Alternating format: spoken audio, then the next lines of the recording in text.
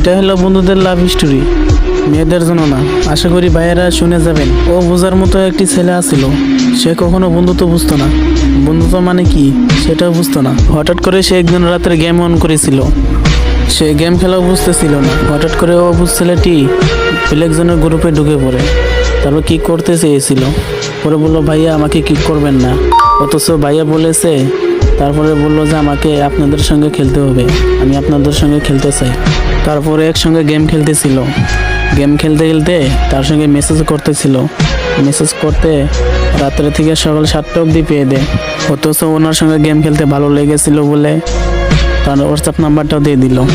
ওর সকালের থেকে 10টা অবধি মেসেজ করার পরে ওনার সঙ্গে দুজনের সঙ্গে ঝগড়া হয়ে গেল, হোয়াটসঅ্যাপ নাম্বারটা ব্লক করে দিয়ে গেল।